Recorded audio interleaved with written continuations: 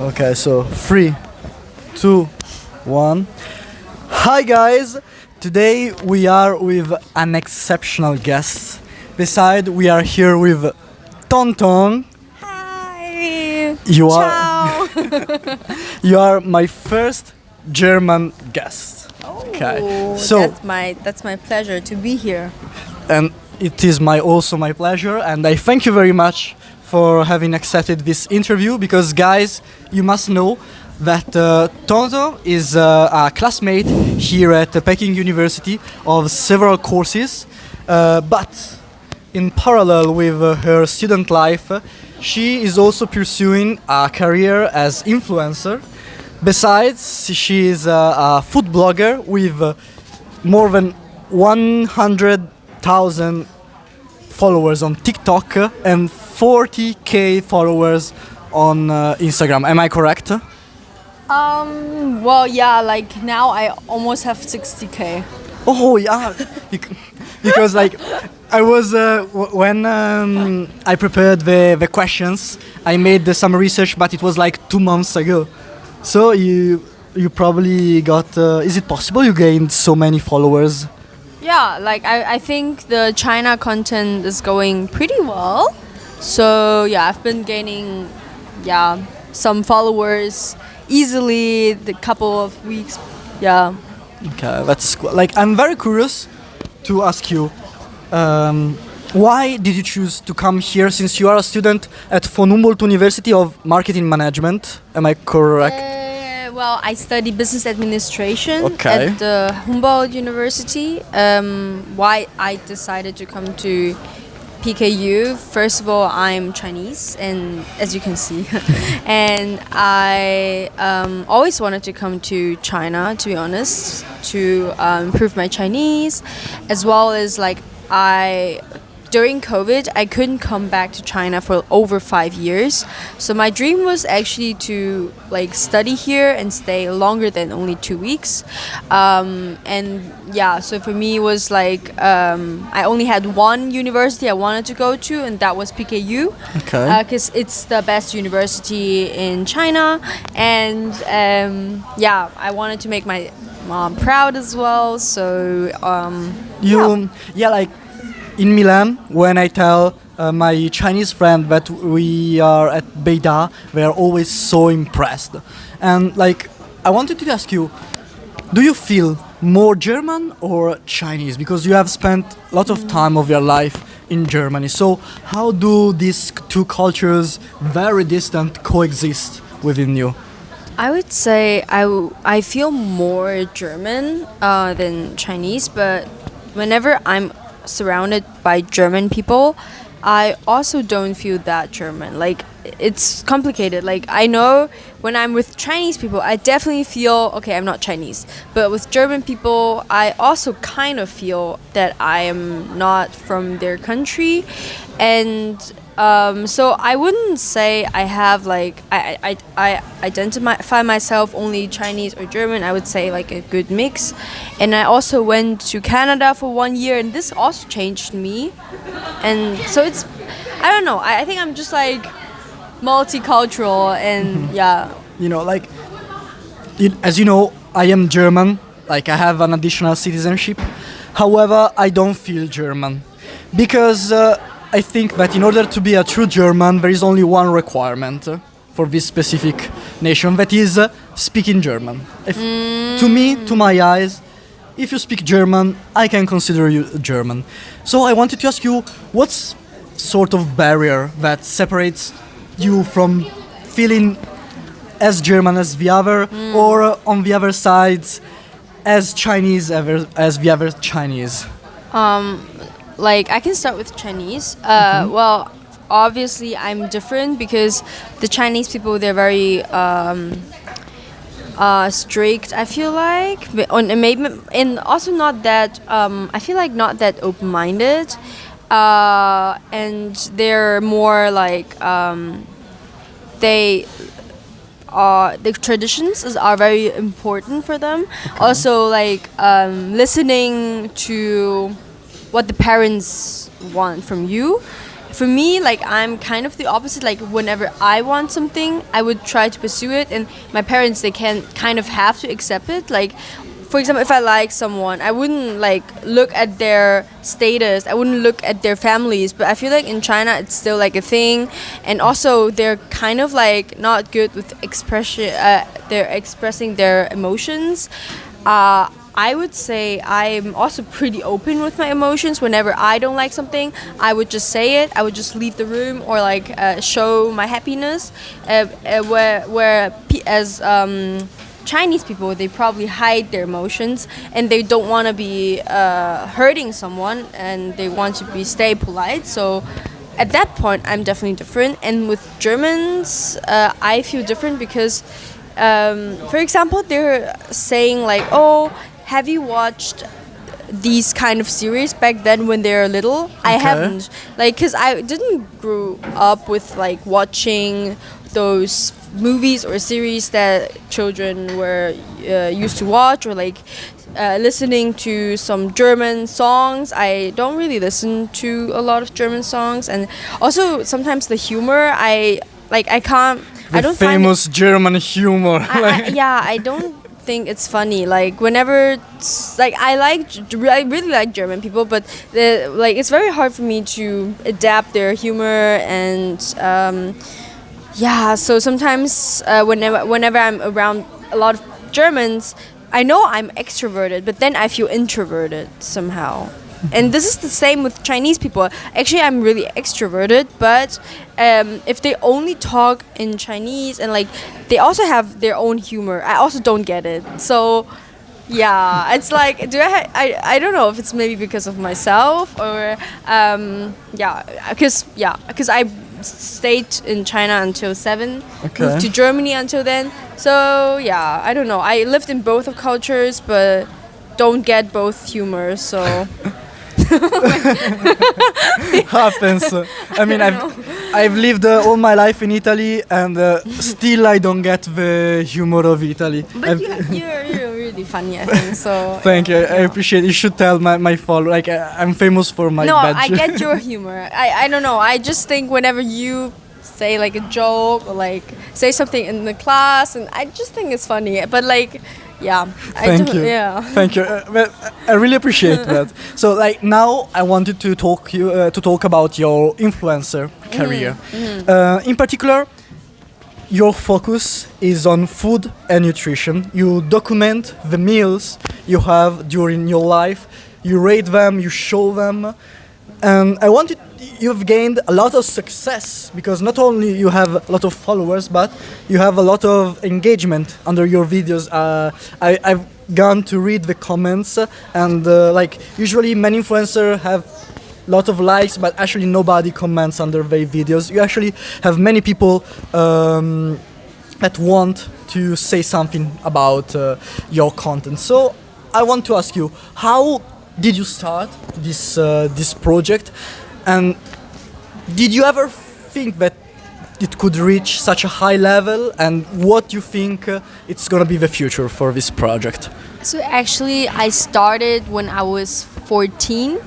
And for me back then, I was passionate about like dressing nice and like going out with friends and shopping, and like I don't know. So I started with like fashion content back then, and I think posted for 1 or maybe half a year. Then my parents, they noticed, okay, you're really focused on this, but you're like not studying enough. So they took my phone away. And I didn't have my phone for like 3 months, and then I went to Canada to do my exchange. Back then, I was very obsessed with gym, with food.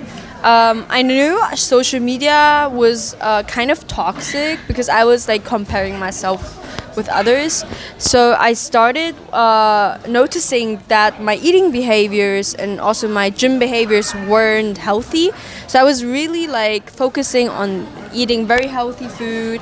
I was eating not enough calories. Okay. So I lost a lot of weight, even though I was always pretty skinny. I was always skinny. So I lost a lot of weight. I became unhealthy. My body became very unhealthy. And this was also the time where I didn't really post anything because my parents, they took my phone away. Yeah, there is always But- this concept. But Yeah. taking your phone away, does it stimulate you to pursue this path even more, or on the contrary, actually, I don't know, it stops you? I remember back then I recorded myself. I had a discussion with my parents where they were like, okay, you're wasting your time. It's just like so unnecessary. You just want to show off yourself. Like, what's the point? And I was like, okay, back then I gained like, I don't know, 1 or 2 followers per day, and I was like, Okay. oh, I gained 7 followers this week. So yeah, this is a proof that when I become successful, that that I always followed this path and followed the stream, and I will prove you that you guys are wrong. It's not a waste of time. I will have more followers, and I will become more successful. And I found this voice memo, I think half a year ago. Okay. Back then I already had like a full following, but it was kind of funny to see. Okay, actually when I was 14 I already wanted to do it because I was passionate about like taking pictures. I was passionate about taking videos. I started like a little YouTube channel when I was Okay. 13, but I didn't really That's like good. continue. But yeah, with Instagram I continued until the break, and after I got my phone back for Canada. When I was in Canada, I didn't post anything because I was focusing on like recovering of my eating disorder, and I back then I really wanted to stay away kind of social media, and when I was more healthy with my weight, with myself again, I started posting fashion content actually again. Yeah, I've seen like the Korean dress you've posted some days ago. But it was not like now I don't do Yeah, much of fashion, but back then I thought, okay, because if you're a fashion blogger, you get a lot of like clothes for free, and this is also what I got. Like I got a lot of clothes for free. You get paid for the clothes you wear, and like it's nice. It's a nice feeling, right? You don't have like I didn't have to go shopping anymore because I got so many PR packages sent it to me. Even though I only had 10K followers back then. That's the dream, I think. Having I the only clothes. had 10K on Instagram, Okay. and I kind of stagnated for 2 years. I didn't grow. For me, How did you went from stagnant to growing so much? What was the keystone? so I met a guy, and he was a big influencer in Germany, and he said to me he sees so much potential. Like I should do more like reels. I should do more TikTok and YouTube shorts. And I was like, oh my god, videos are so complicated. I can't do it. And then one day I just like started with TikTok. I didn't know what to post, so I did like dating advices. I danced. I was singing. I was like just like making so like stupid things, like making stupid videos. But then You require, I think, a lot of self-confidence in order yeah. to show yourself, but not just from an aesthetical point of view, because even singing, like there are lots of cultures where the voice, when you show your voice singing, it is a sort of intimacy act. So Yeah. I'm curious, you have talked about your struggles Yeah. within the nutrition. So I want to ask you, where did you find the strength to expose yourself so much? Because the socials are a terrible environment. I read your comments. There are 9 compliments, and there is one guy who complains about how much you eat, how much you get fit. I mean, Yeah. I would not survive with someone commenting like that. I would answer all day to those guys like, how do you care? Why don't you mind your own business? To be honest, yeah, why, like, coming to the topic also, like why I'm doing food now is because I'm still very obsessed with food. I think this is still like maybe back then I didn't allow myself to eat whatever I want. So yeah, I posted videos about like what I eat, and they became really like popular. It started with like 2,000 views.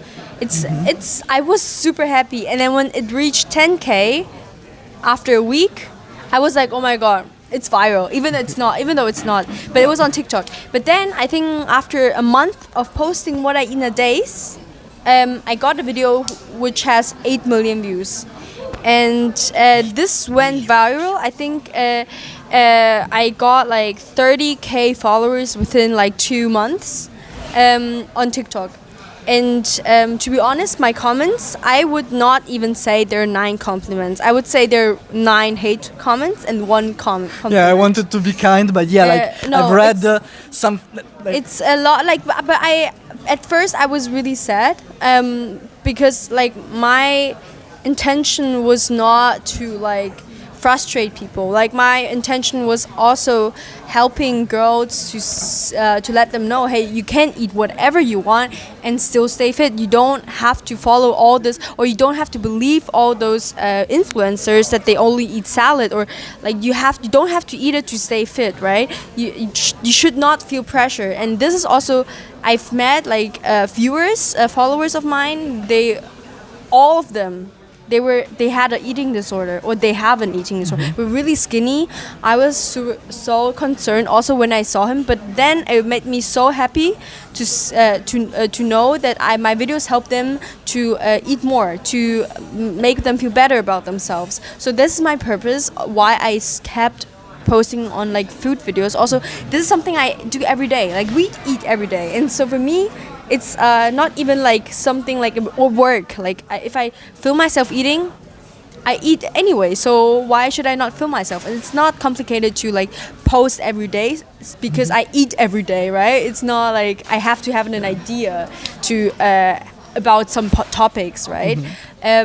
So yeah, and then with the hate comment, I also think, okay, I get hate comment, but on the other hand, I think they are just like insecure, and they don't like, they're like jealous of that I get more views than maybe some other people, and they don't have anything to do. They don't know me. They just see like a video of me, but it's not myself. Like whenever they hate on me, I know it's not that they hate me. It's just because they are maybe insecure about themselves. That's very mature and self-aware. Like I would never be able to separate. Like I would spend all my days answering to them. No, Like, I would. Why should I waste my time on people that don't even know me? That's my point of view, and I focus rather on people where I can like help them and really like know. Okay, they motivate me, and yeah, I also want to motivate them. So it's.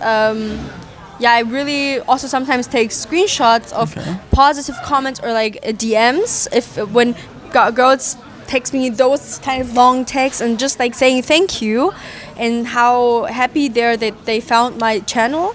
This is the biggest compliment. I just want to focus on them, and yeah. Yeah, I think that's very sweet, and also it's wonderful that you get such a huge satisfaction, even though you work in an environment that's very, very toxic, because the social attract all the most insecure people of the world. So as last question, I want to take a look at the future, and I want to ask you how you see this project going on, how you plan to match it with your career, with your ambitions, and yeah, how do you see yourself in 5 years, let's say?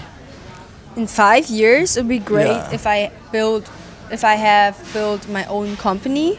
I think it's always good if, like, at the end of the day, I think I want to be I want to be a founder of something. I want to sell things. or if I have a good idea, maybe develop some new products or anything. And it's always good to have like a community, to have like a reach. And it's also like a good practice for me right now because I don't have a management. Like whenever I get emails, I get like collaboration, I have to deal with them. I have to be my own manager, and I really learn a lot from this path as well. Like whenever if I don't need the reach, then it's fine. But I think it's always good to have like an impact or have like a community. So I know how to market things. I know the trends. At the end of the day, marketing is really, really important. And I'm Chinese. I think there's a lot of there are a lot of businesses going on between Germany and China. So I definitely think if I have like a good marketing or like a good business idea, then I want to pursue building my own business. And I will be among your first customers for sure. Yeah. So, Toto, thank you very much for having been my guest. I think you have given us valuable insights about your life and also how is it to be an influencer. And so, thank you very much. Thank you for the invitation. See ya. Bye, guys.